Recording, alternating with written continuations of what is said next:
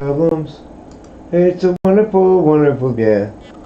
Okay, I shifted to this microphone. It's not as good, but I'm having microphone problems at the moment. Howdy. I'm having camera problems too, apparently. Come on, camera. There you go.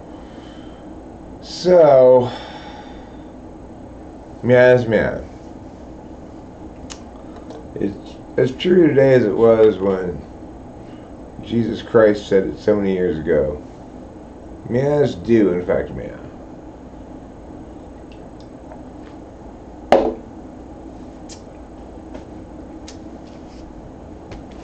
I'm feeling pretty tore up today. I haven't been sleeping much. And, hi,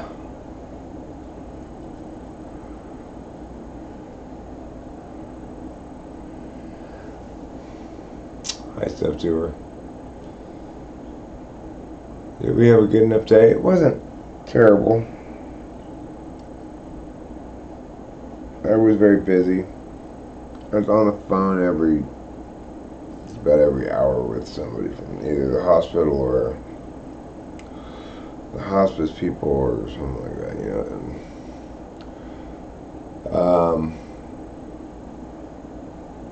it's nice to be busy dealing with a lot of this stuff, actually, in some ways, but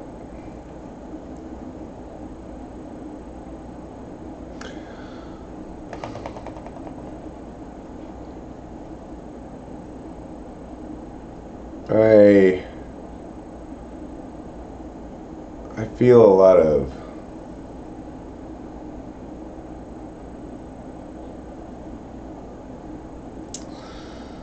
I don't know.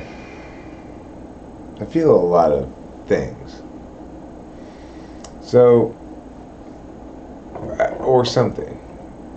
I feel a lot of doubt in myself. Like, not doubt that I'll get shit handled, but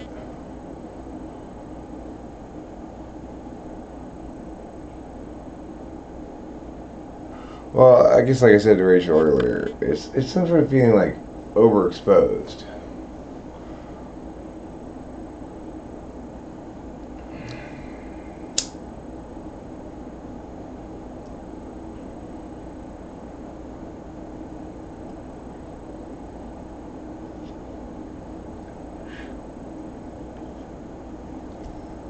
So, I had kind of a serious. Delilah told me some other awful shit going down with my niece, although I don't really think of her as that much, but she is, I guess. She's Delilah's mother's sister's kid.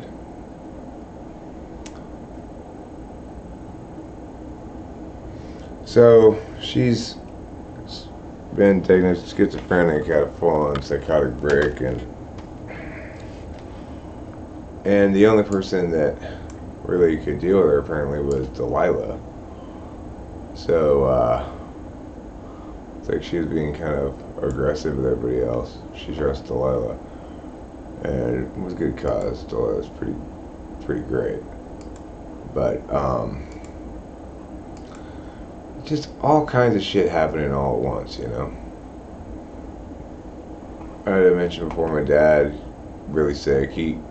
He's not really sick now, but he's still very wobbly and kind of confused, like COVID confused a little bit. You know, cogent, not dementia at all or anything, but still quite some distance from his A game.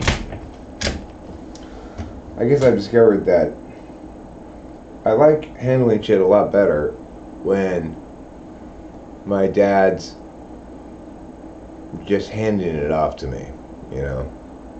I can't deal with this stuff right now. It's so refreshing for me because I feel as though the stuff he should have been having me handle all along was the talking to people parts, you know. easiest up to her.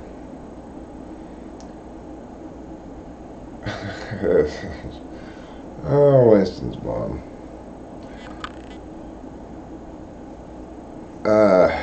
Yeah, he's not wandering aimlessly. He's very tough, and he's not interested in being told what to do by me or being henpecked or anything like that. It's a tough line to walk, and but just him letting me deal with these people and just saying, inform me what happens is so refreshing for me, because I don't like dealing with shit unless I get to deal with it my way.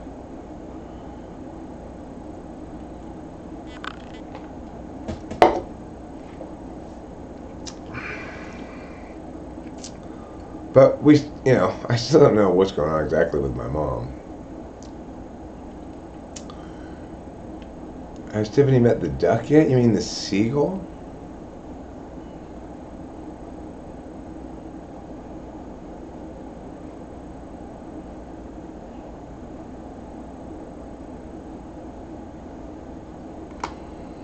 Well, that Chinese astrologer had it coming, I say. They had it coming. No, Tiffany hasn't met the seagull yet. I think she's going to, though.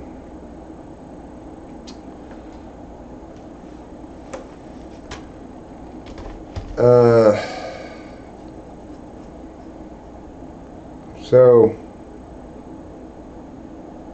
I'm not feeling especially good at sleeping right now. Of course, it has something to do with amphetamines, but I think it has something to do with the fact that I'm worried about what's going on with my dad. I switched over to this mic here because this one was causing me problems. I'm not sure what's going on with it. I didn't want to fix it right now. Thanks, Vincent's mom. This is not going to be an especially long stream. Like I said, I'm feeling pretty tore up from being awake too much and doing too many drugs and stuff. And I feel kind of spiritually tore up as well from that, really. I feel like I felt like I lost control a little bit, like I felt like an alcohol binge kind of, but today wasn't like that at all. And yet I still felt kind of untethered. It's important to me to do that little SI thing where I make plans for the next hour or two. Like, okay, well, this is what I'd like to get done today, and you just have a very small goal of sorts, like goal plan.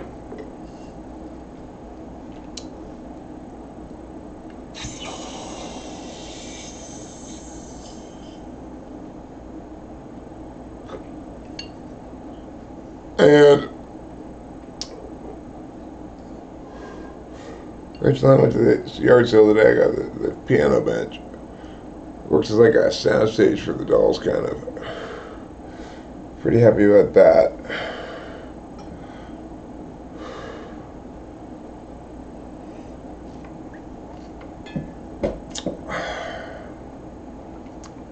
But I have been told so many contradictory things today, so many times that I don't know what to think. It's like surprisingly difficult question to get answered. Are you discharging my mom today, and at what time, if so?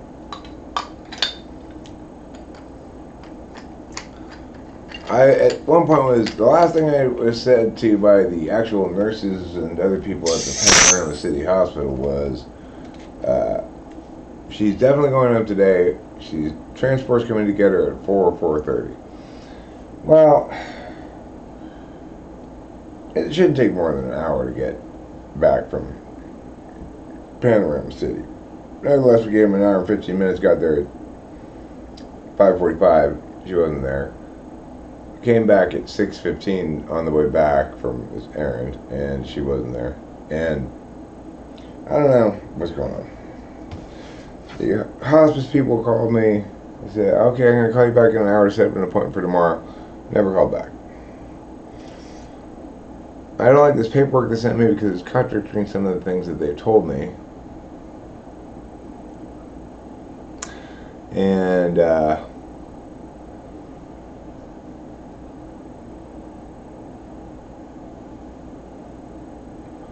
well, if you send them to me and they work well, I might use them. I mean, I can't say for sure whether I use them or not. It's going to depend how it looks, you know. I do like the idea of something that helps them stand up more, helps me stand them up more easily. I don't like the idea of something that looks like they're on a stand that's helping them stand up more easily. So it's kind of a tricky question to whether I'm going to use them. I'm not sure how they work, what they look like, or anything like that, so my camera aesthetics are getting a little bit better gradually over time. I'm starting to have better cinematography. And so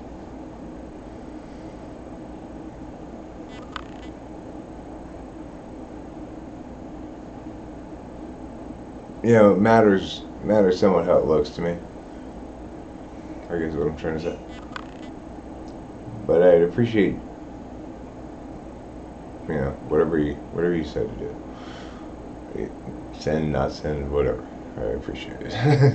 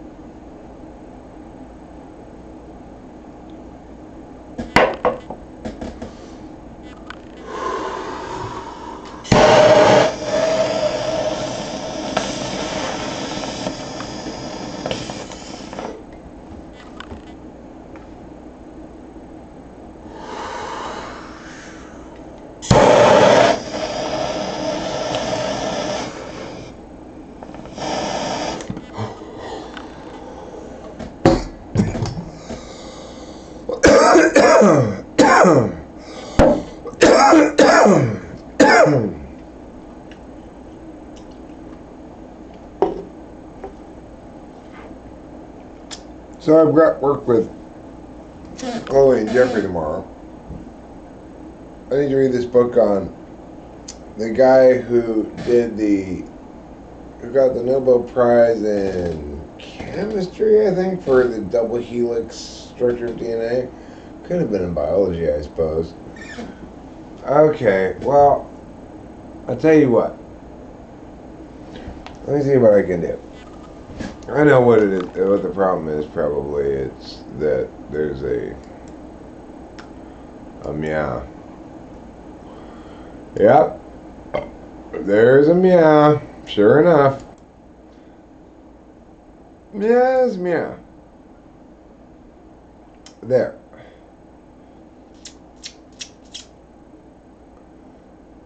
So that should help a little bit.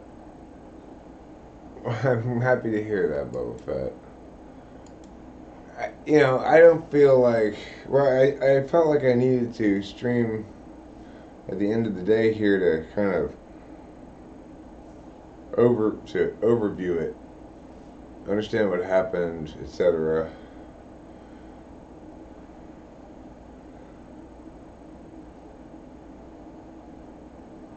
I have these weird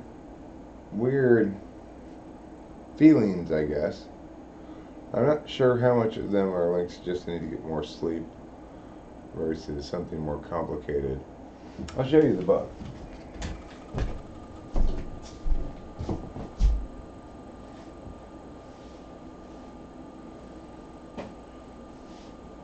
It's called Your Mom's Face is a Double Helix.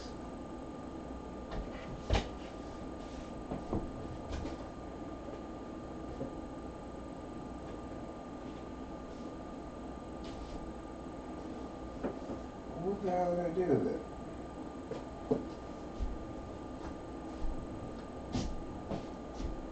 But it's got to be around here somewhere.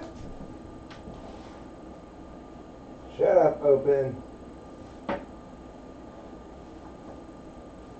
Don't tell me to shut up. I did tell you to shut up. But I'm blind. I know you're a blind British orphan boy.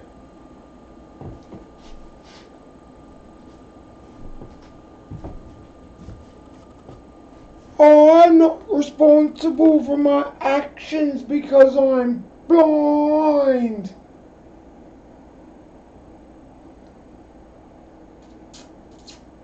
That's exactly the sort of attitude I've been critiquing for a while now in you, Open. I cannot find that book. It's some sciencey bookish thing about physics and the meows and the mews. What did I do with it? Lou de Basanti is right next, or was right next, to Bix. Something else. My Earth Dog from the Rabbit Hole. Tapping that sweet, sweet bone.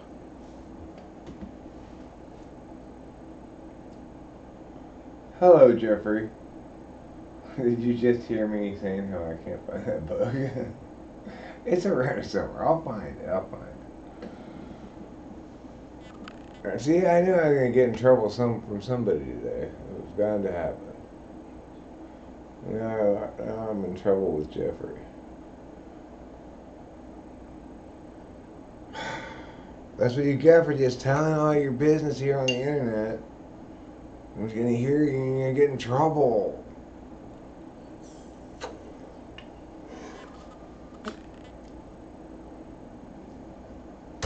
Don't look at me in my shame.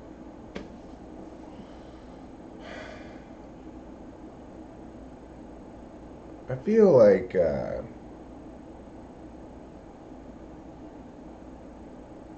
there's a whirlwind of stuff or something. A whirlwind of whippoorwills wickedly whispering wispy wherewithals into my ears. No, not that book. The DNA book.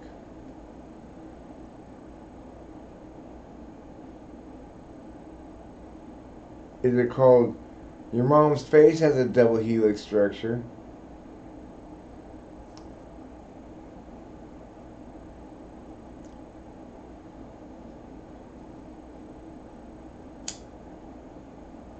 The Double Helix by James Watson.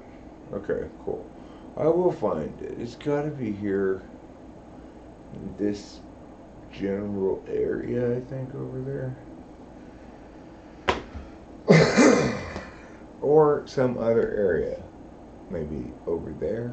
I'm not sure. It's around. Eric, it can't be around anything. What would it go around? It doesn't bend like that. It could go around a book-shaped hole. No, it would go in a book-shaped hole.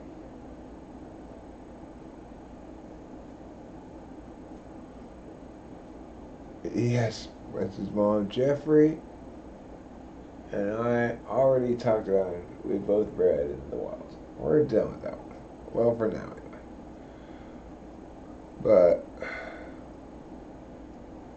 he's waiting for me to read the second book because he's already ready to talk to me about it. But I'm an incredibly petulant baby, so sometimes I drag my feet a little bit. But once we schedule time, then okay, when we got time schedules, I'm gonna have to read the book. I kind of figured it'd be relaxing to read it tonight, but I am so exhausted from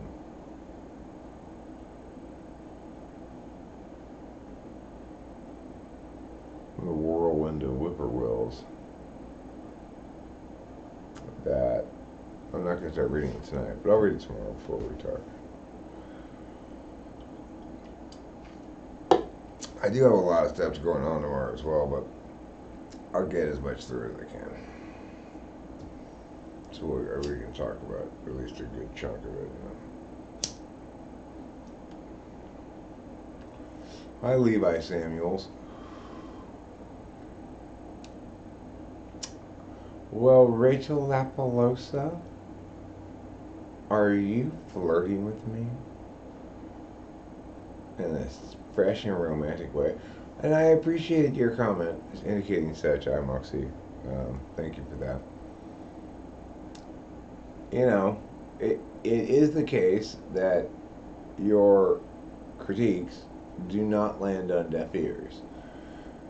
Unlike the people that I sometimes shit on, or somebody who gets a finger wag video like Self-Help Lounge got, you're not making unfair critiques. It's like, yeah, I kind of do a shitty job of that, and yeah,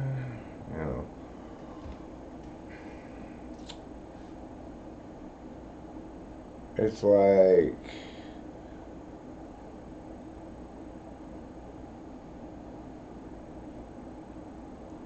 if we're there, I feel like it's a great place to be, where people understand it well enough to point out that you're actually not doing it that well. The only reason you're better than everybody else is because you understand the whole thing better, but you're actually not testing it very well.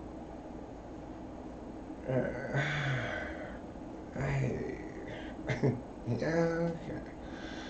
Well, because it's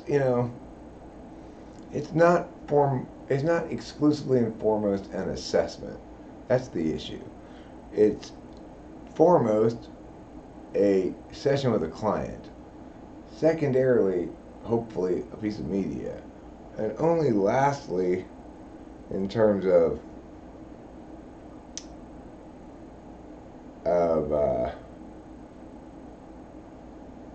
its purpose from my perspective is as an assessment. Obviously, usually, if the client's a regular client who wants to be assessed properly or correctly, rather than wants to be assessed as what they want to be assessed as, then doing, the client part and the assessing correctly part go hand in hand. So there's not really any conflict there. But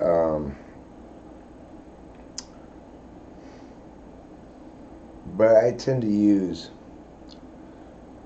to rely on a lot of FE stuff to make sure it's a pleasant, breezy kind of experience for people.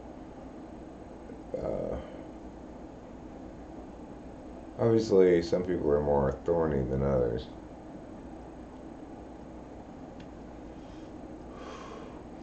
Thorny like a cactus thorn that pierces your hot flesh with the gacky Myahs of mescaline.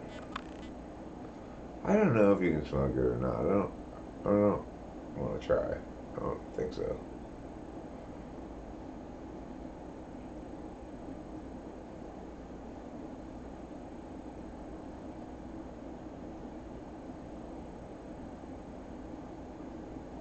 Oh, does he?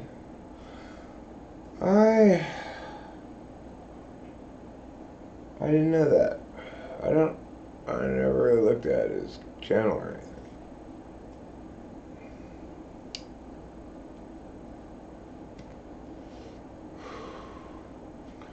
I guess I was feeling fussy again. See, this is the things. These are the things that I have mixed feelings about. Like, Eric, do you have to go make a video where you at people like that all the time? And just feeling too reflexive and not deliberative enough. Like, it's kind of like, all right, let's go. These are the pants. I don't like that. It makes me feel like this dread that I might be forgetting something, or I'm just lost in my impulses.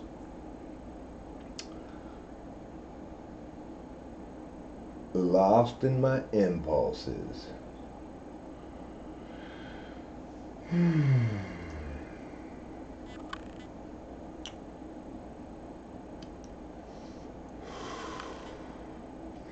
Better than being lost in your impulses.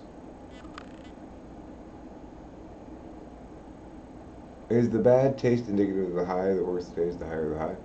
I mean, I've only tried 2 kinds of cactuses, and for those 2 kinds of cactuses, the one that had much more mescaline in it was much more bitter.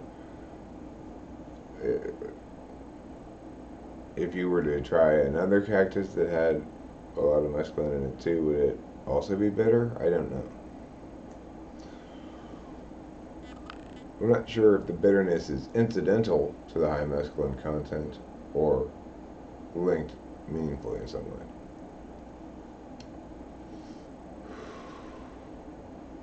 I mean, it's a helpful cue to, if you're looking for things to, it's like a checklist to confirm that, yeah, you probably got the right cactus, and you're looking for that spiny Trichinocereus one, then you should expect it to taste quite bitter.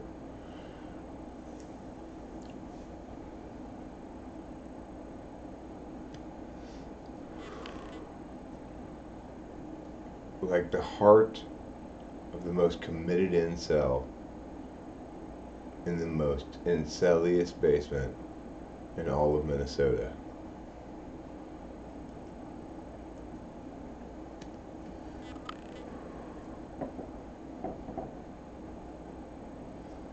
Inceliest basement is a good name for something.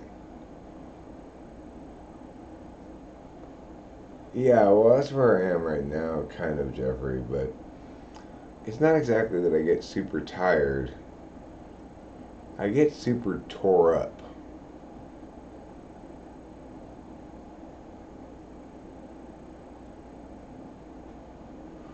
Well, San Pedro's not very bitter. Which is one of the reasons I was prompted to get the other kind of cactus because I was like, okay, that's it. There are too many inconsistencies with this tea recipe and what I'm expected to encounter and what I am encountering with San Jose. I think he's talking about a different cactus. I think I was right. I was right. Oh yeah. Nothing ever gonna make me wrong. I was right. Oh yeah. Because I'm so good and bright and strong.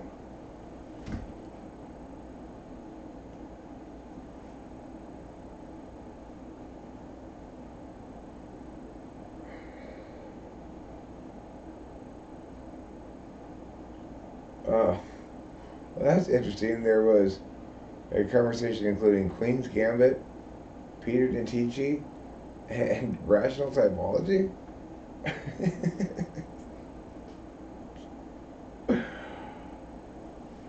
There's got to be a setup for some kind of joke. I mean, talk about batting practice pitching. Boy, I don't even want to even say anything. It's like it just stands by itself. Actually, just.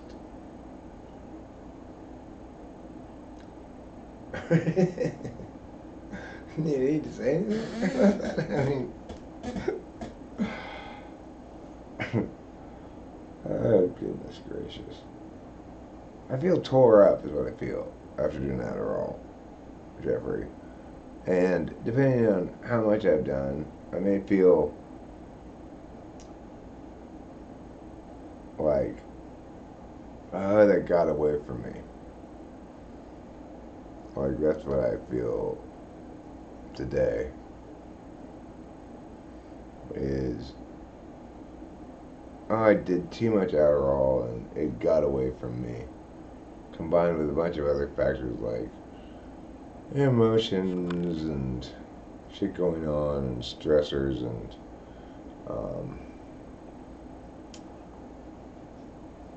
and frustrations and stuff. And anyway, the critical thing ultimately is sleeping, eating, staying hydrated. I've been doing a pretty good job, at least today, of staying hydrated and stuff. I still took a fair amount of Adderall today, but at this point it's not at the initial burst of a new bottle phase, so we're spot. It's a little bit into it. In other words, because I went so hard out the gates, I'm not feeling very comfortable right now, ontologically, you know. Dear school, please excuse Eric today. He's got ontological ickiness.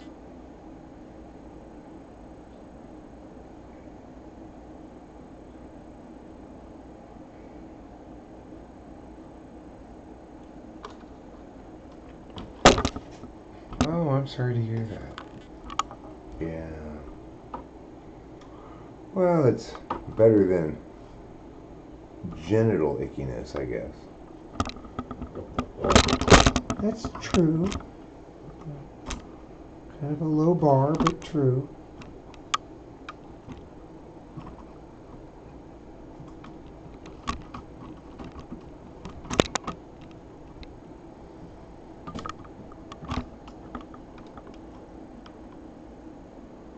Stop putting your genital ickiness on my salad. No, I don't think it's a good dressing for me. I asked instead, I voted for blue cheese, please. So don't put your genital ickiness on my salad today. Maybe tomorrow, but not today. Oh, God.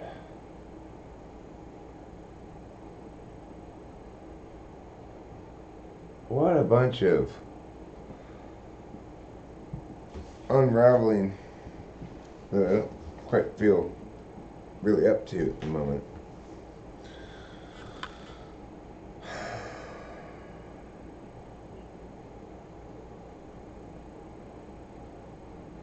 You know, I'd like to make an early night of it, but I'm not sure how that's going to play out.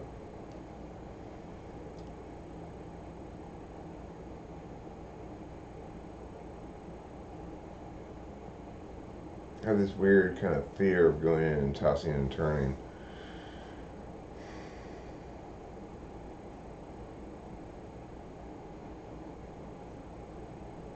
I feel very FE aware as well. Kind of FE sensitive.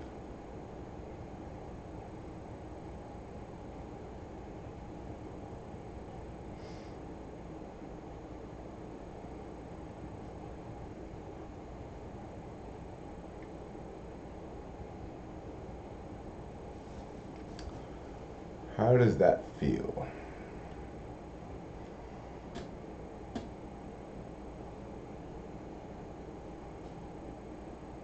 Like I've been much too much, and I really don't want to be too much. That's a great quote. Thank you for bringing that Heidegger quote there as well. This is the kind of shit I'm talking about. So Heidegger correctly points out there that you can't have ontology express except across time. But a better way to put it is attention, being, expresses as attention and is measured in units of time.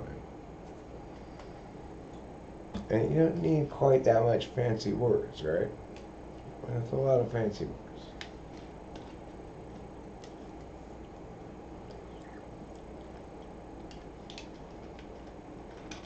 I get it, Heidegger. The more grasping our understanding of something, the more complicated our explanations of it. And Heidegger didn't quite put it all together.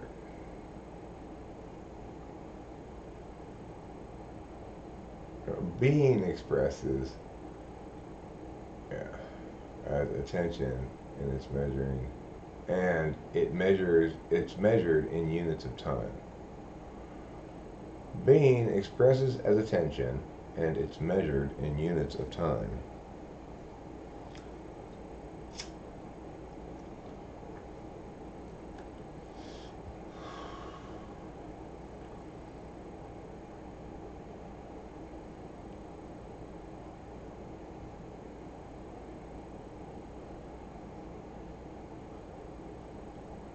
The thing is, so many of what appear to be so many of our most complicated-ish philosophical questions, or things that people concern themselves with, are really quite straightforward. Like the determinism question. It's not a question really at all. It's just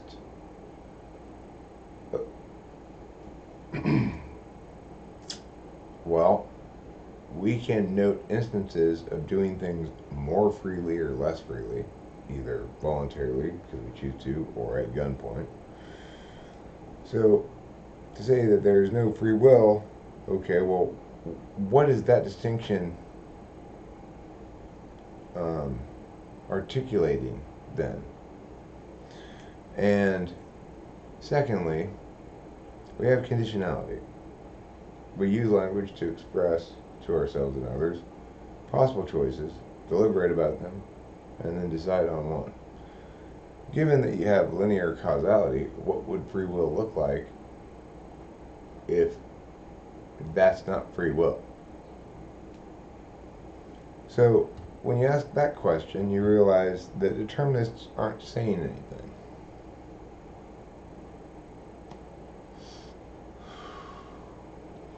And it's really that simple.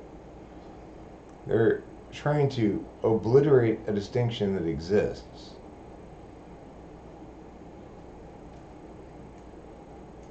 We do draw distinctions between coerced and freely done actions. We experience a big difference between coerced and freely done actions. And we're able to consider possibilities before we make a decision. If you had free will, you'd be able to experientially point out distinct instances that differ on the quality of freeness. We have that, and you'd be able to point out or articulate the mechanism by which potential options are considered and decided upon prior to being taken. And we have that.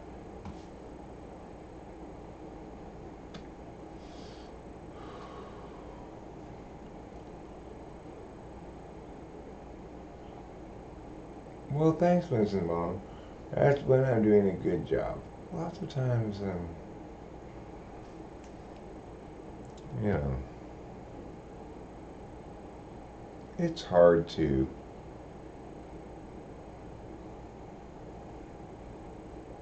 be right. It's hard to be right.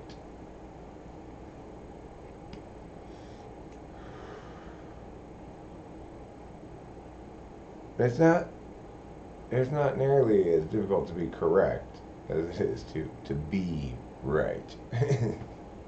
To be correctly, you know? It's easier to be correct than it is to be correctly. I actually believe I have never one time driven a Jeep. Oh, no, I haven't. No, that wasn't a Jeep. I don't think I've ever driven a Jeep. I may have ridden in a Jeep or two, but I don't believe I've ever driven one. And rarely, they're not that common, you know? They're not that common. This is why you asked this, because of this shirt. It says Jeep on it. Yeah, well, this was, I got this when I was the lead racer on Team Jeep, the Baja 500. I was kicking ass, taking names, running over cactuses left and right. My bumpy tires were extremely high on mescaline. But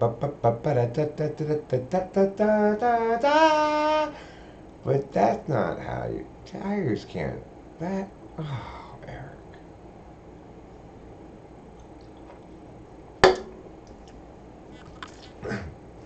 That'd be a fun. That you probably get a decent amount of viewers with a series where you just drove around and got like you know, garden cowboyed cuttings from every kind of cactus you can find and eat some of it and see what happens. You know, unfortunately, some of them might be super poisonous, so you probably don't want to eat those that much. But maybe different cactuses have new undiscovered psychedelic drugs in them. Like, oh, that cap, if you eat it, it's a good experience.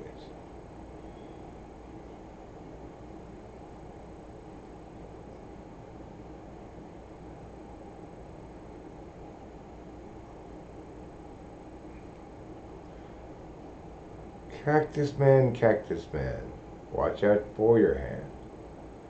Don't you see those spines right there? They'll prick your skin, and blood begin to drip down on my furniture. So, me deciding to go eat an hour right now, is that not free will? No, not when you do it. I'm controlling your mind from here.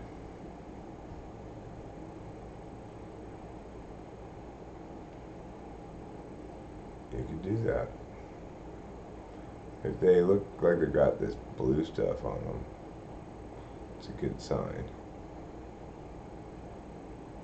It's a good shirt to drink a six-pack in and be messy with it. Make sure to get your shirt some vintage sharker vibes. Yeah, it's not a good color. It's green. It's working right now with a green screen, but in general, wearing green in front of the green screen is a sign of poor production values and habits, I guess. Oh, this isn't a very interesting stream. I'm just meows at the moment.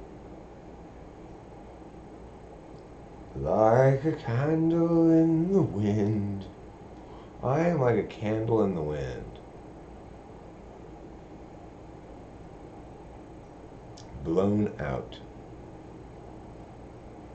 Yeah. I mean,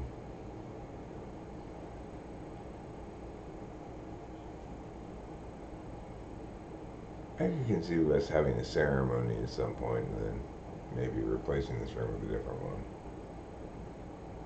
You know? So I don't want to fully commit to say this is my wedding ring. Because I think before I say that, we should have a ceremony at least, you know?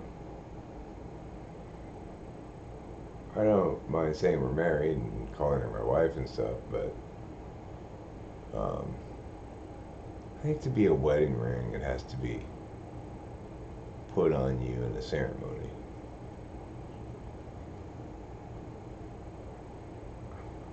I don't think that being married or calling her my wife has to be from a ceremony, because those are statuses of the relationship that are things I get to decide. But I couldn't really call this a wedding ring because I'd be inaccurately describing it, and it's not me, so I don't have this ontological privilege that comes from deciding certain things, like this, or like two people deciding what the status of their relationship is, you know.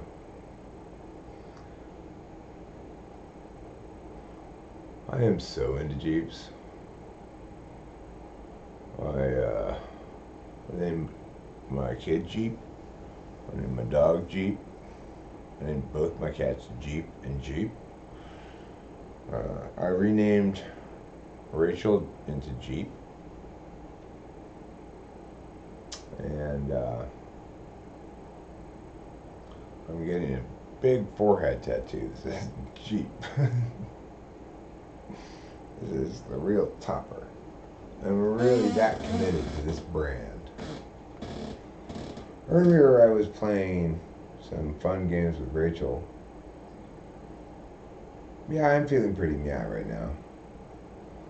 I'm glad I'm streaming, even though this is probably a boring stream. And I don't really feel like I'm doing a very... So, I mean, I guess what I'm saying is I don't feel like I'm doing a very good job right now of streaming. But I don't feel like I'm doing I feel like I'm not doing a terrible job of overcorrecting the other direction. I feel like I've been kind of out of control the last couple of days. So,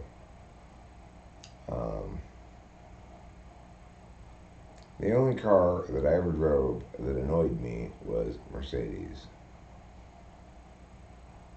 I really didn't like the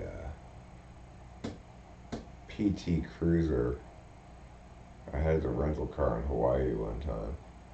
That was a horrible car. I didn't like it.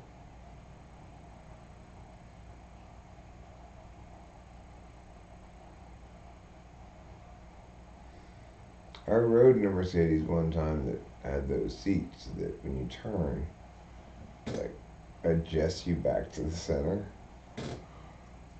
kind of trippy.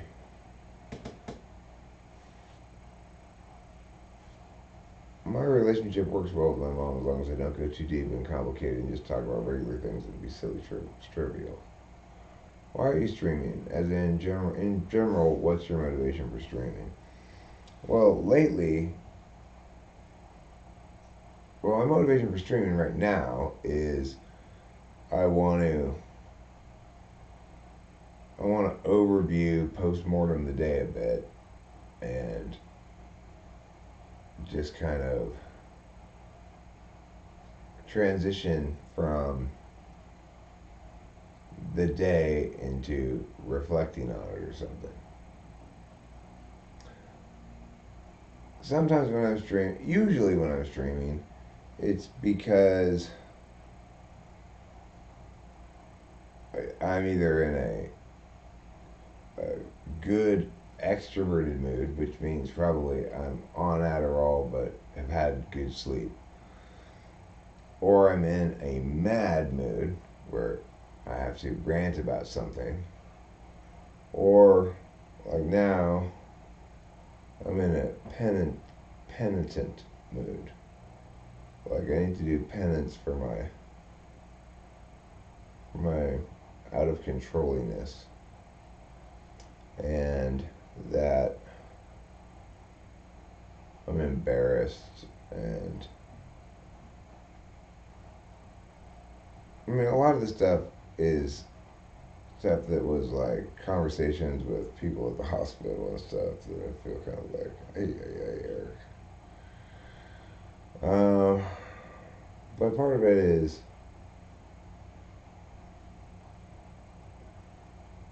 I guess I realized during this experience in a way that I really haven't processed prior to this, the like how much of an FE burden I put on Rachel. And thanks, show media. You know, it's like I get people's media consumption habits, and I also know that when I'm really on and being entertaining, that more people are going to be interested in watching the stream than when I'm being slow and reflective like right now. So I sometimes, I mean, the thing is, I like to get streams where there's a lot of people, but you never get them on a Saturday. You never get a lot of people on Saturday night. So weekend nights are not good nights for streaming. It's always been that way. And talking to famous people is maybe even more so than before, transitioning into a good and healthy role of me bringing Eric around, as I feel like doing and need to be free to do. And it's shaped much more correctly in my perception of things than it was before, because I have as the alternative to it Mindy's Club it's 100% consistent in its format and its thing that it is, you know. It doesn't it adheres to the be some one thing and that's it rule.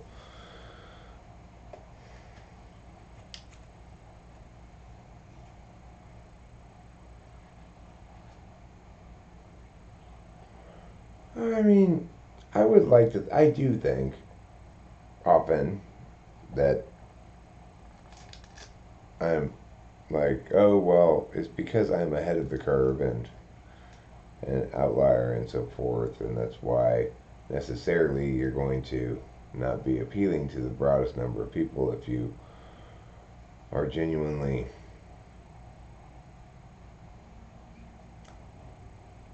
ahead of the curve, you're maximally intuitive, then that implies what it implies, and you're stuck with those consequences. But it may just be that I'm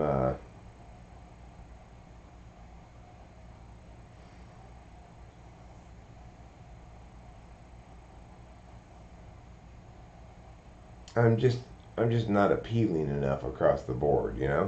It's like people want to like the person that they're watching. If they're going to watch a lot of a single person talking, they want to like that person. They want to feel emotionally safe in their hands.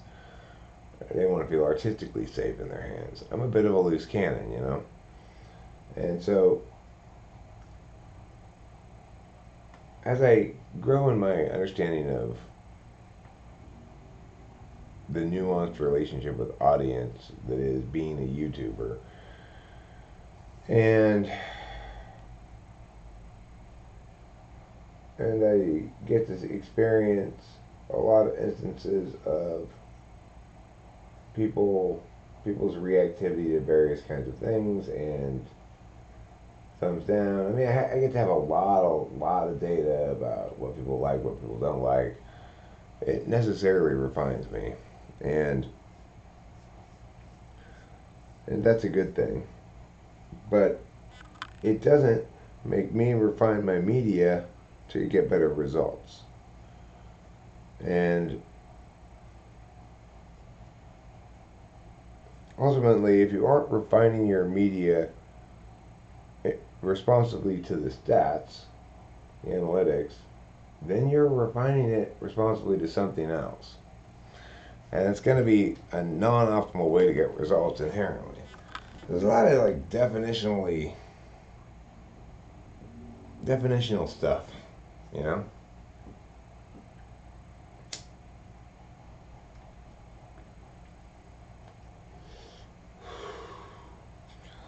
I'm not making a wide impact I mean, but it's like, what's that really saying? It, if I did attract a big audience, you'd say, well, the reason you're attracting a big audience is because you have a wide impact. It, the question is, I think, really,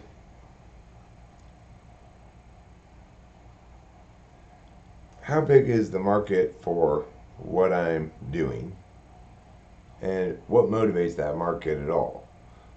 When I'm talking about cognitive functions, I'm presenting what I have to offer as useful because it's right. And it is somewhat uniquely powerful. Well, it is somewhat. Why do I qualify uniquely? Oh, Eric. It is uniquely powerful in terms of its ability to unlock these skill sets and stuff. But that's not something that's probably easily attained for most people in a short period of time, anyway. So, and people don't really seek utility from media as much as they do entertainment. When I'm trying to be humorous and such, obviously I'm seeking to entertain. And I think I'm pretty entertaining, but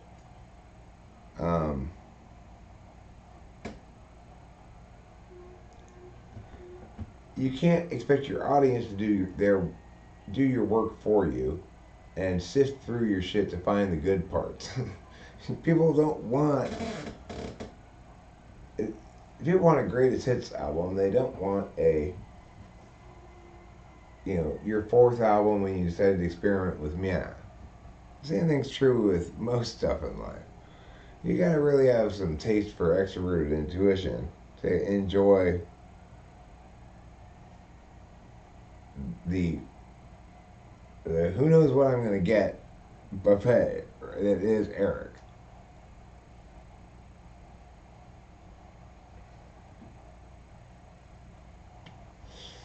Yeah, but the reason the other channels that are in the same market are successful, or more successful than I am, is because they aren't making people feel like they don't understand something, which I sometimes, a lot of my content probably makes some of the people feel like, I don't understand this.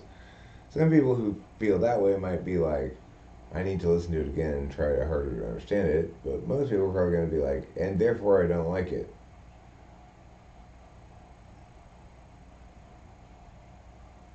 I think the mass market for typology videos is what Astafasta says, but which is how each person on chat dresses up. But most importantly, it's if you want to be successful, your videos should elicit from certain kinds of people the following response: "Oh my God, that is so me!" I probably could do those videos, but there's an unrecoverable field. uh, I wouldn't say that, but I would say that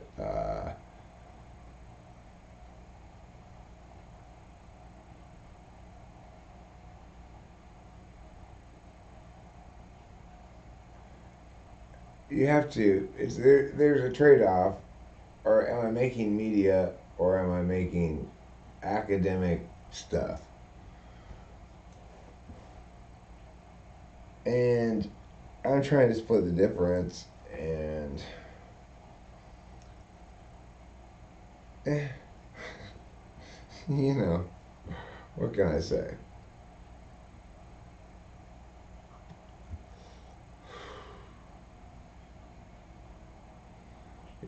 I have to listen a couple times to get things sometimes. You're so fluent that it takes a nub kick like me a while to pick it up. Like during the typing, I didn't know what instrument was, etc. Oh, well, that's very self-effacing of you. Your Effie, as always, is impeccable.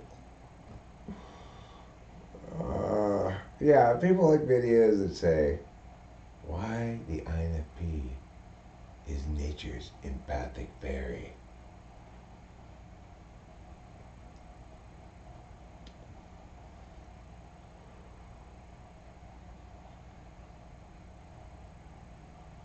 I mean, that's just not how primacy of idea happens. It is much more organic than that.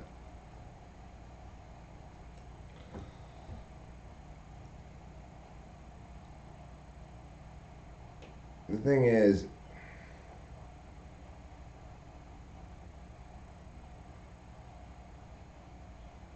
well, the process links to the fact that, let's say you don't care about consistency at all.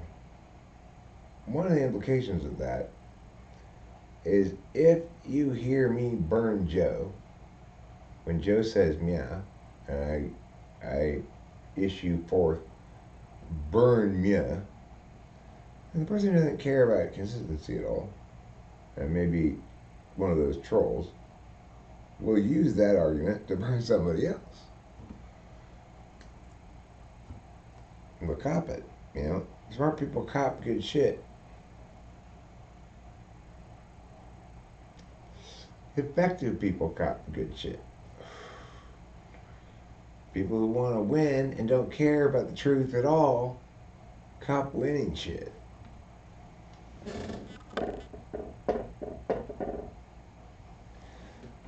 But what ends up happening is the norms change gradually over time. Being a woman is a terribly difficult trade since it consists principally of dealings with men.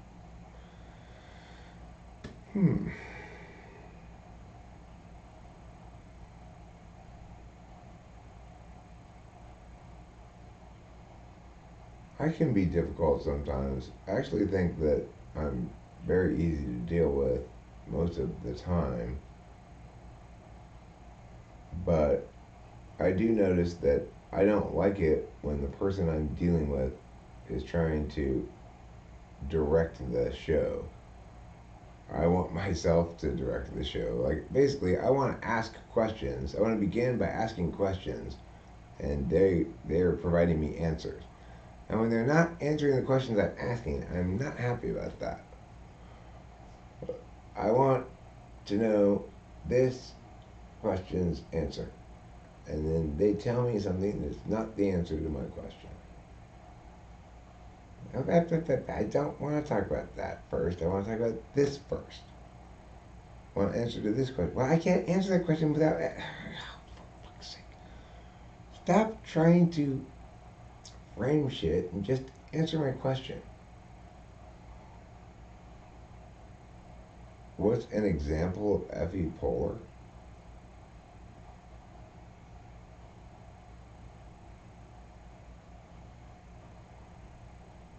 Um,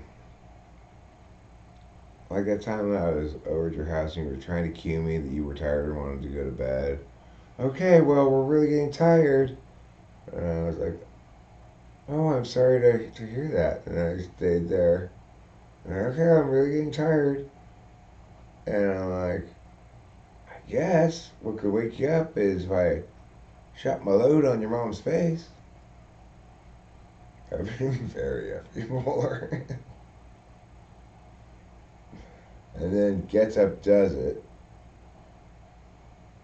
And I says, what? I was going to offer her a handkerchief. At which point, Tiffany steps out and says, did I always I play ball of handkerchiefs? Hard I got. I always got it hard.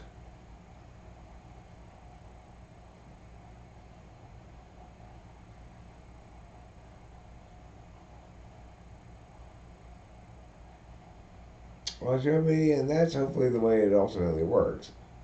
If Germany takes away a few nuggets of things and finds himself saying those things to other people sometimes, you know, good ideas can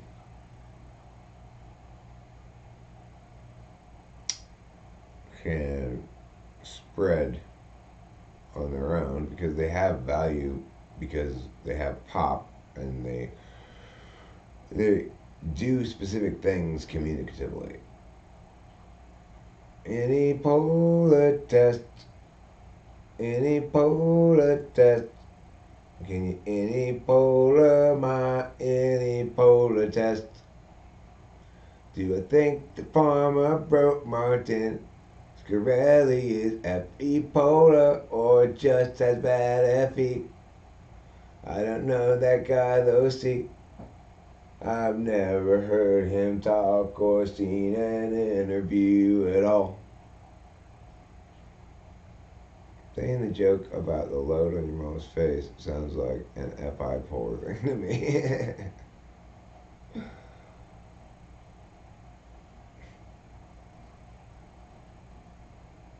You waved hi to someone on the streets?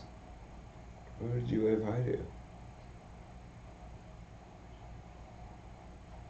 My own thoughts and opinions are more sacred to me from my personal journey of those thoughts. Personal journey. A tender tale of deep reflection.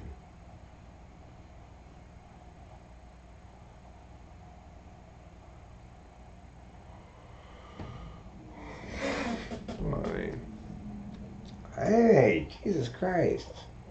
Guys, you are not appreciating what we got here.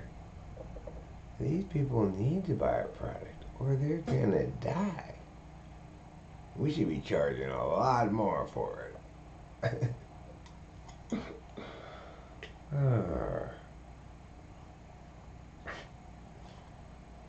That's so fucked up. But, you know, I respect the fact that pharmaceutical companies need to make money off of drugs, and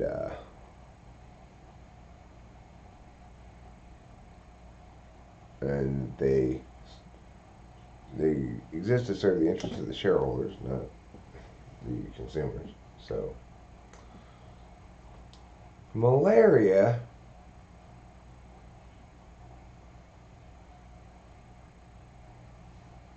Oh, a little malaria never hurt anybody.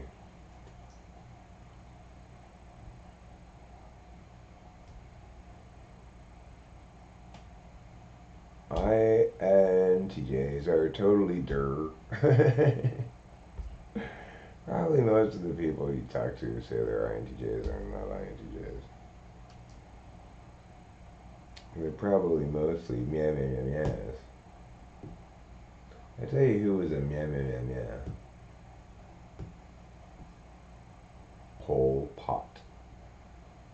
You know, we always, in movies and stuff, if you want the universal bad guy that it's okay for you to shoot them as much as you want, they always make it the Nazis. But the Japanese were way worse.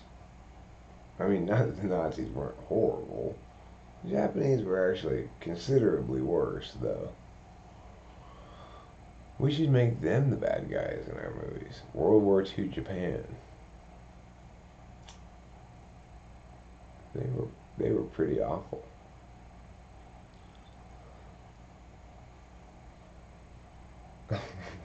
Yeah. We're gonna get the MBTI community. I am the mastermind.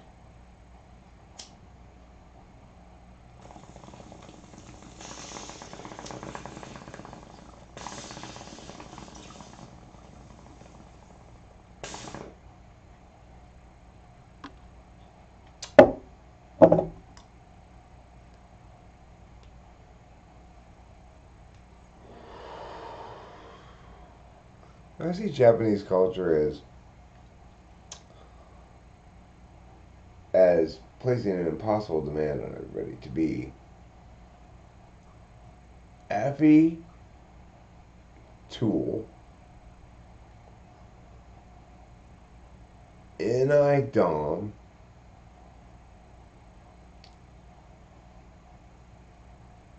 Si Polar, and Si Tool all at the same time. They want you, and Fi third probably. The Japanese culture wants at least the males, but probably all of the people, to have a single clear vision of what's most important to them, to practice really hard and tirelessly at the thing, to gradually become a master over time at it, to be effortlessly graceful in their dealings with all people and sustaining all the standards of their weird hierarchical society. And,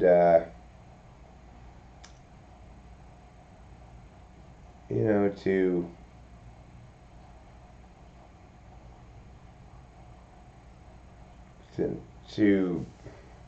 to love eating food. Like, there's all this shit. You know, they expect, and you see in the anime, like, the characters that often show up have an impossible mix of SIFE, NIFE, and NISE. It's not so much TE that they value.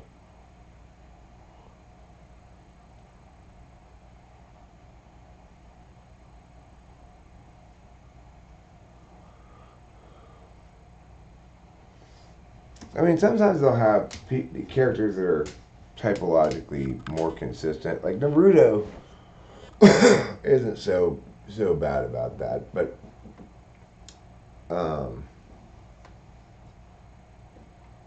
but a lot of the cartoons, the isekai cartoons, like the OP isekai cartoons, the protagonist guy is 16 and all of those things in spades, and the mastermind as well. It's kind of ridiculous. I can't believe that's how I watch those cartoons still all the time.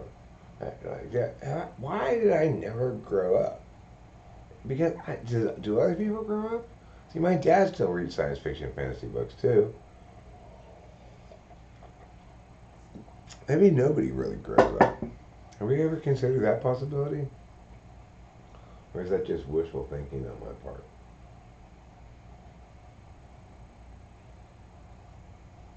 Maybe it's shampoo that washes right out. I like jokes like that from The Simpsons that also convey a concept, like, or exemplify a kind of thing. So, it's summed up descriptively as wishful thinking, but I like it to be understood exemplarily, like that joke from The Simpsons where Bart gets gum in his hair and Marge says, maybe it's shampoo that washes right out. you know, it's funny. It's a funny joke.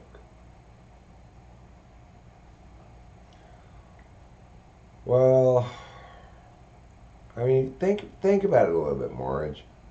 How many of them are also perfect in all their political dealings with the kings and the king's daughters? They're popular with the ladies. They're secretly freaking out, but they're super smooth, sort of accidentally. It's well, I mean, there's also this threat of that we don't really get as much as Westerners did, although we see it somewhat, which is there's a whole age hierarchy in Japan where like old people have all the power and young people have to bow and scrape to them all the time. So there's a lot of juiciness for a Japanese young person to watch the young guy overtake the old people in the show. But they always add a bunch of shit like um, the appropriate gestures of respect from the young person who's being afforded this very atypical respect by the old person. It's a complicated bullshit effie dance of Asia. The complicated effie bullshit dance of Asia. It's not just Japan where they do this kind of bullshit, It's a bowing and oh, you're so respected, and I'm so respected now too. Ah, it's like just can we not, can we not do that stuff? Makes me feel covered with a greasy film of feudalism.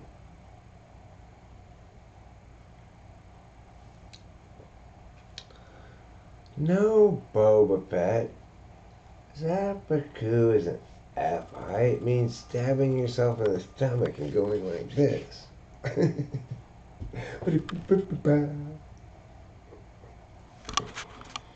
Oh, I get it. You knew what that. My mistake. Simultaneously, Sundari and Yandere.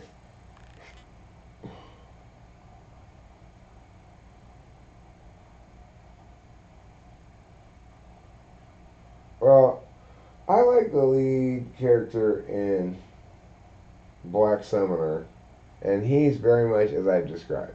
He's this perfect OP Japanese ultra teen who's super. He's got good TEE, figures out shit all the time, but he's also got excellent SESI, he's training all the time, beautiful, perfect FE, and he knows which people he can trust and bring into his party, and he's always one step ahead sort of in terms of any of all of the opposition. So he's just pretend. That's the thing to remember, is those drawn picture people are just pretend. They're as pretend as Ronald Reagan. What people don't realize is that that guy didn't exist. He was just pretend.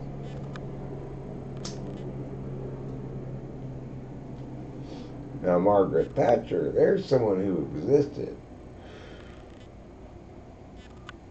Ronald Reagan is just an urban myth, an urban legend, and a suburban myth, and a rural gollywag.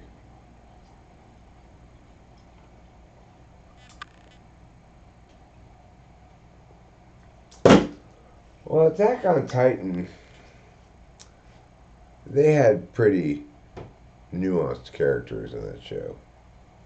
The main character seemed like an ISFP.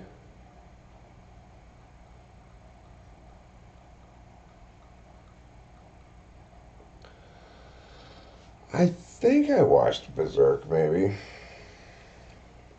I don't think it left a big impression on me. Is it a cartoon about somebody constantly going berserk?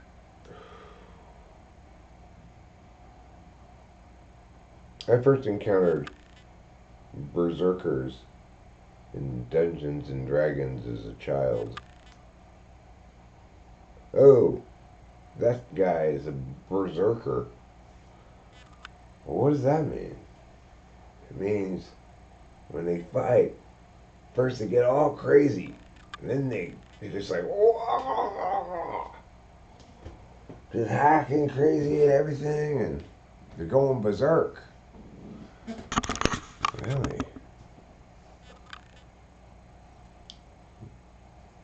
Going berserk seems like an interesting skill to have. Oh, what's going on? What's that, Tiffany? I can turn into a hot air balloon. You're the hottest air balloon there is, Tiffany. You've got panache. You've got spirit, you've got panache, you've got real class. You're like an airline ticket at the very front of the plane. Did I tell you that my horse from Angelo Common will be running a very big race? Really, which race is that? The Kentucky Derby. From Angelo Kevin's gonna run in the Kentucky Derby? Yes. Is he fast enough? Okay, let me tell you, I've got a secret advantage. True, from Angelo Kevin is very slow compared to most racehorses. But I'm going to go home performance enhancing drugs. Well, that is a good idea, Tiffany. That'll help enhance his performance. C.J. O'Connell, you rascal, you. Where have you been? Off doing your thing, thinking about stuff. I know you and your ways. Who's that C.J. O'Connell guy? Well, he's a fellow. He's a guy, kind of like me. He's a selfish old man? No.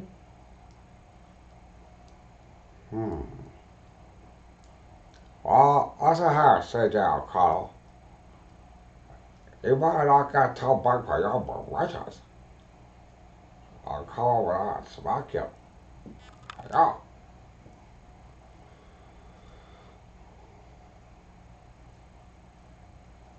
You were like, I don't want to hear the where have you been shit. That's the first thing you were thinking, like, I don't even want to go. You're gonna be like, oh, where have you been? Oh, it's okay, said Jay. I don't really care where you are. I thought about it a few times. I know what I'm talking about, y'all. You ought to shut up, you something all about. Okay, Timmy. Alright, I gotta take Commando Color to Churchill Downs. We're going to Churchill Downs? You're not going, all about. You're to stay here. Who's gonna jockey for you? Scott. You're having Sasquatch jockey? Isn't he a little heavy? That doesn't matter. Because listen, I'm not only going to go for Angelo Cohen performance in St. John's, I'm also going to go Scott performance in St. John's. Okay, but will that really help that much?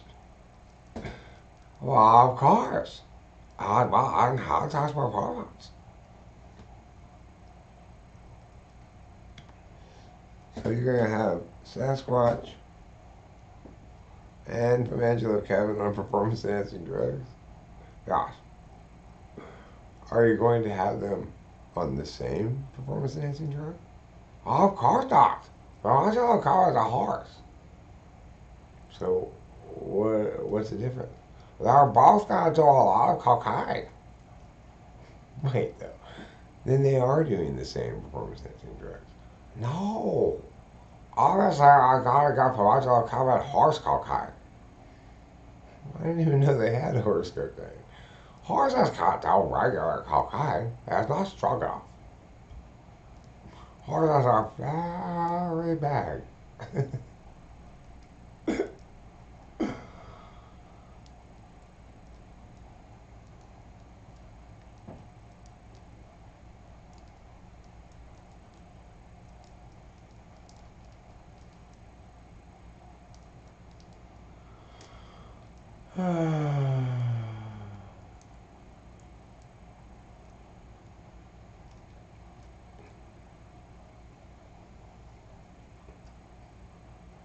If I ever have a human child, I'm going to name her Seabiscuit.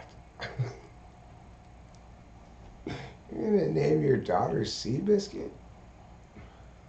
It's either that or what? Hold on, I'm talking. I was either going to Seabiscuit or Man of War. You're gonna name your daughter Man of War? How's an amazing racehorse? You should look him up sometime. I'll name my son Citation. Mm.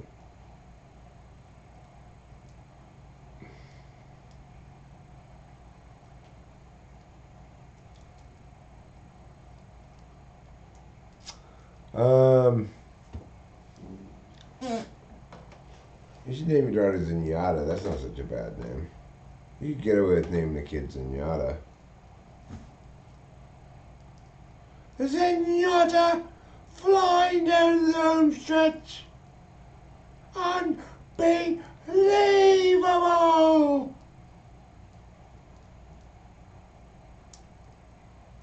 Oh, I'll talk about it. Zenyatta winning the Breeders' Cup Classic. Oh, yeah. Oh, that was an amazing race. I had a tall glass of almond milk, a fistful of valley subs, and a dream of a beautiful young girl named Tiffany. You were there, huh? Oh, of course. I always go on the track. Yeah, I forgot. You are a horse racing handicapper. One of the many surprising things about Tiffany. Oh, gosh, however, never our brother Victor Espinosa. I've had already out loud. They just toss out away the trash. Why? What's wrong with Victor Espinosa? Oh, I tell ya. Hi, stocks. Okay. Good to know. All right, Tiffany, there you go. Okay. I'll just settle her.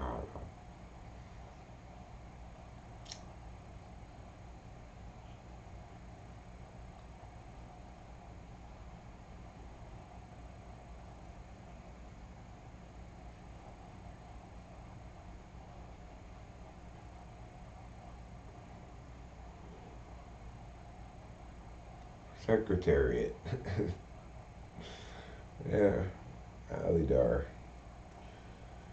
I'm trying to think of other good famous horse names. Cigar, though? Not so sure about Cigar as a name. I like it when people name their horses things like graceful as the wind. Graceful as the wind running down the home stretch. Or enduring beauty. Those are super gay horse names. Have good horse names. Pick good ones if you're gonna pick a horse name. You're gonna say make up a horse name. Make up something good like purging yesterday's tostada. Purging yesterday's tostada is a great name for a horse.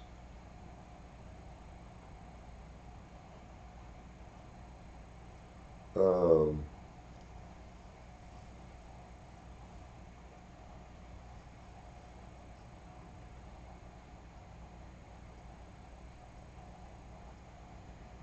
I mean, you can do a lot of cool stuff with horse names. People can make up all kinds of different things. You got to get it. Every horse has to have a unique name. There's never been any other horse's name before, and it has to get approved by the stewards, like guild or whatever. But and you can't be too dirty. But other than that, you can mostly make up whatever you want as your horse's name.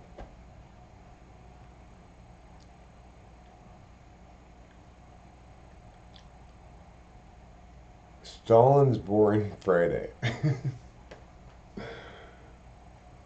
Shimpty is not a bad name for a horse. That works, you know. Rachel and I were talking earlier about which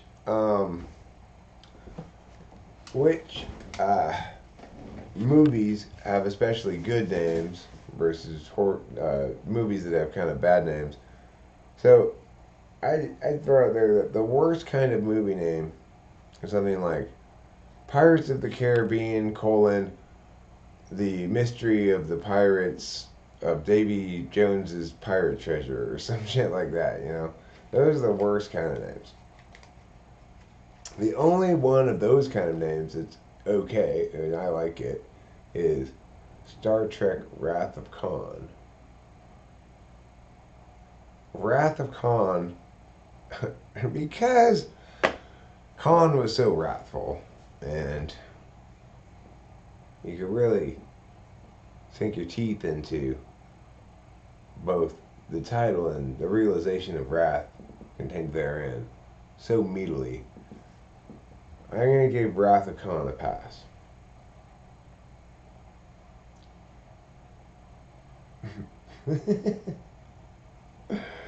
What a bunch of crazy fucks.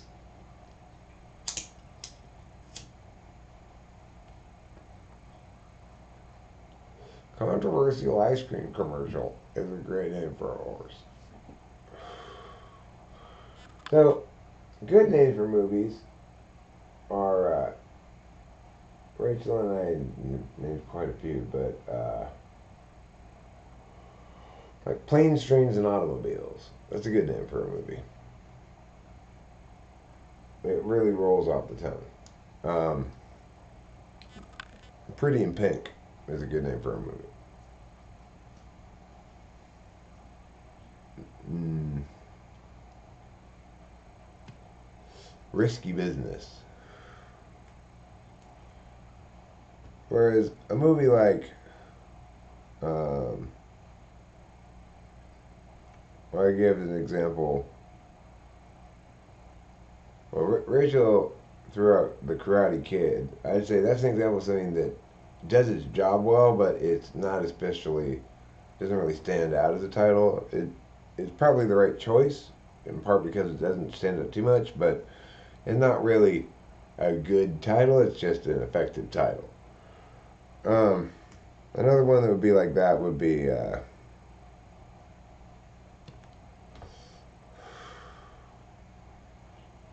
like Stargate. It's kind of, it's one word, so it's nice and concise, but not so poppy. Not a lot of pop to it. No Country for Old Men. That's a good title for a movie.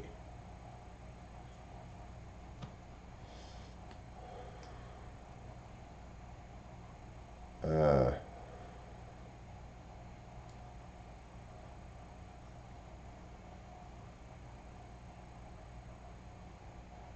I don't remember what other movies we said. But you could think yourself, what's some good titles of some movies, and some movies have bad titles. So the original title for Pinata Island was worse than Pinata Island, but Pinata Island is not a very good title. No, Joey got it totally wrong.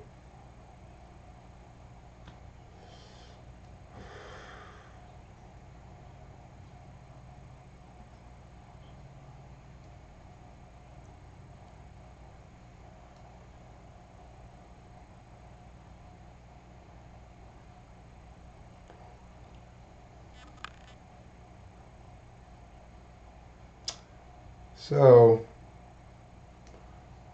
streaming about an hour and 38 minutes. I'm gonna not rush to end this right this second. I'm gonna smoke a cigarette and chat maybe a little bit and more, and then I'm gonna possibly call it a night. We can also play Name That Cigarette Brand by its motto. We'll begin with an easy one. You've come a long way, baby. First one to buzz in. The minute who stare it goes. Uh, yeah, it's a little. It's it it's it's too precious, you know.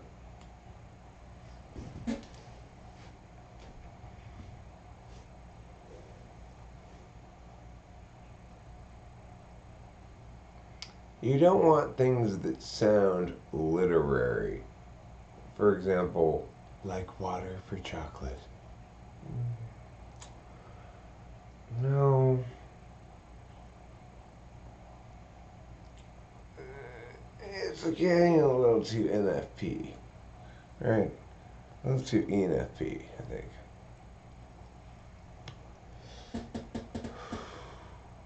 Or, here's a book title. This book title is the maximum example of that thing, right? The unbearable lightness of being. The unbearable shittiness of that title. I don't like that title at all. That title makes my flesh crawl. Um, I know it's kind of cool, but it's not though. Is the thing. It's not.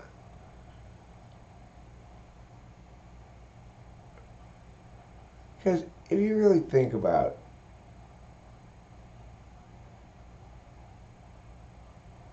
experience. And there are occasional moments that sort of resonates with, but it's just too. It's like people are coming up with names, and one guy is in the back going, "All right, you amateurs. How about this title?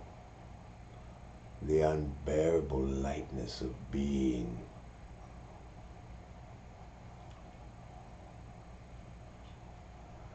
Sometimes it's light. That's you. I just don't find that unbearable. What I think about when I think about that title, actually, I'm trying to understand what it's referring to, even exactly, is the scene in the book Generation X where a person is with his family and everything's going nice and there's a bustling family thing and it's evocative of his younger years and he's feeling nostalgic for the thing as it's still happening is what it's described as there. I think, okay, that's kind of like unbearable lightness of being. Why does Effie come out as being fake? I've been called fake, but I don't know, I disagree. Why does it come off as fake? I mean, I don't. It's not that Fe comes off as fake. It's that people with certain attentional stacks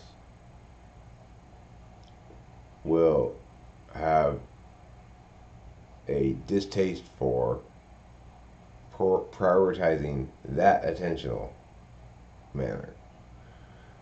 And they'll have probably sensitivity about their own deficits in that area. And so they kind of attack it in the world, perceive it as an enemy. I think that's probably a better way to say that.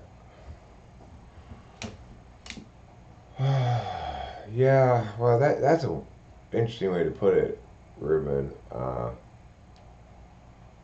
As an SI person, I tend to fail to think of it like that. I think of it as like I'm not paying attention backwards enough, and therefore I'm not retaining and managing my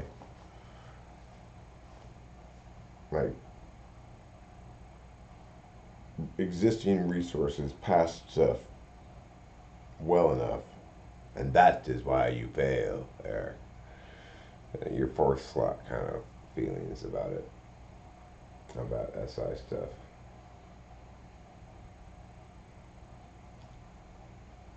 Epi just smooths everything over. It's polished. Attack of the Killer Tomatoes is not really a very good title, I don't think. It's not a good movie. I'll tell you. Rachel and I watched it. Not a good movie.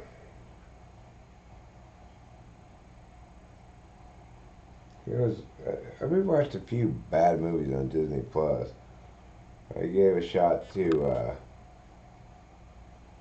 Buzz Lightyear. It just sort of stalls out in the middle. By the time the middle, it's kind of just,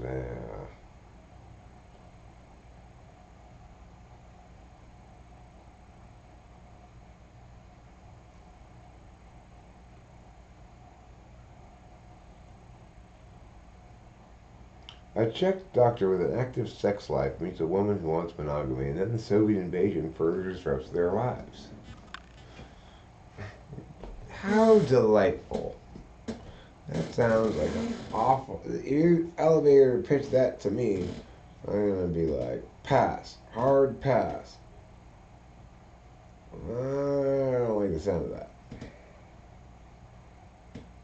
That sounds like a girl movie. I'm tired. I'm tore up feeling. I'm gonna,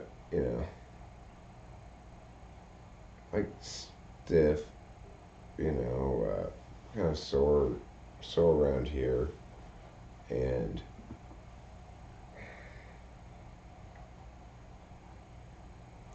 you know, I kind of got the crackles. I don't know if you've heard me discuss the crackles before. The crackles are when you've not SI'd adequately, you've gone too hard, and you feel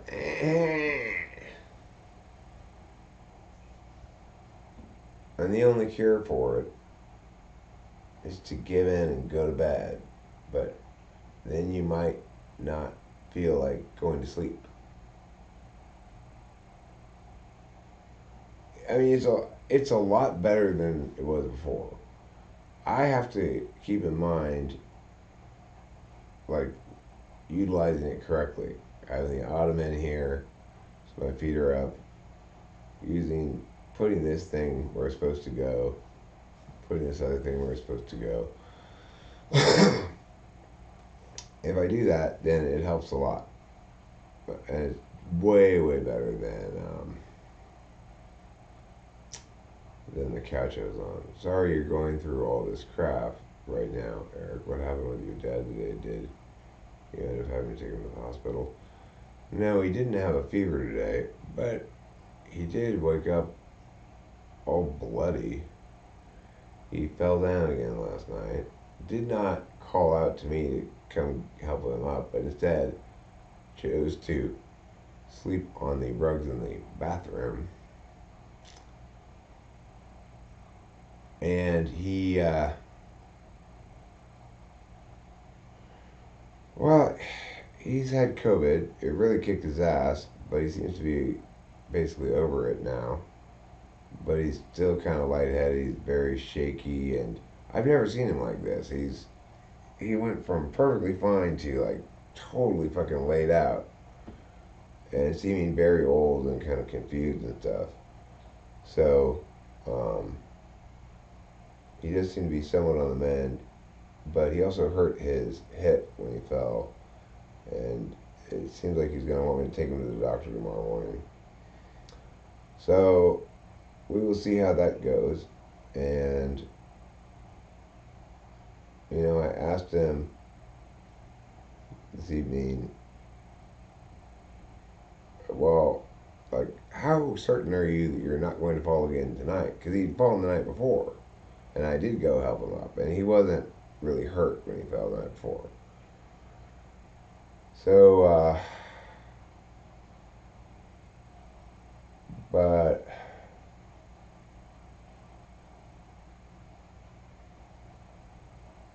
everything's kind of,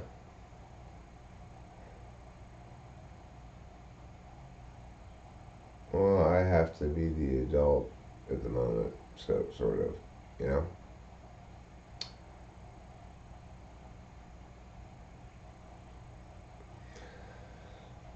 Anyway, uh, it makes me, in fact, feel like adulting a little bit better than I am right now, perhaps. And I think I'm going to wrap this up to make sure that I'm inside as he's going to bed. See, this is why I don't. It's like I'm dreading going in there because I know I'm not going to sleep well because I'm going to be listening for him. But maybe I will sleep well. I don't know. Maybe I've exhausted myself adequately that I'll crash out when I go in there. Rachel and I both tested negative for it today. I don't know who Andrew Ayade is. I don't know who Andrew Tate is.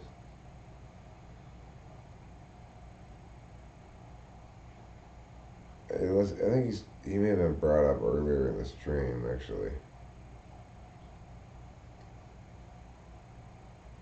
I don't know who he is. Yeah, well, that's what they said at the beginning as well. My dad had it already. The first time he had it earlier this month, it didn't hit him that hard. Um, but the second time it did.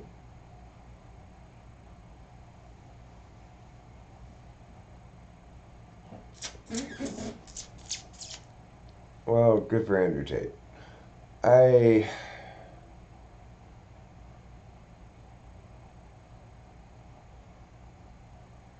still prioritizing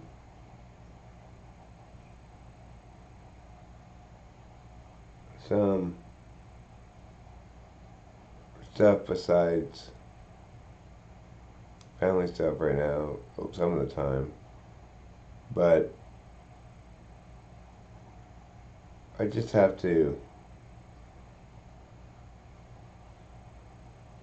I don't. It's hard for me to think about media stuff that much right now, except as like this, as a means of talking shit out.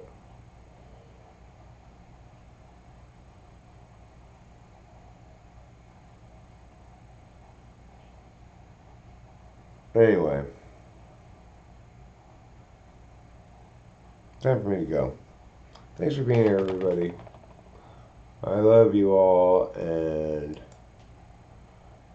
no matter what Tiffany tells you, she sometimes does tell people things. You do not stink, okay? She says that a lot, but don't listen to her. I don't want to. I don't stink. Okay, well, I may stink, but not these people. I stink. Alright, well, anyway. Good night, everybody.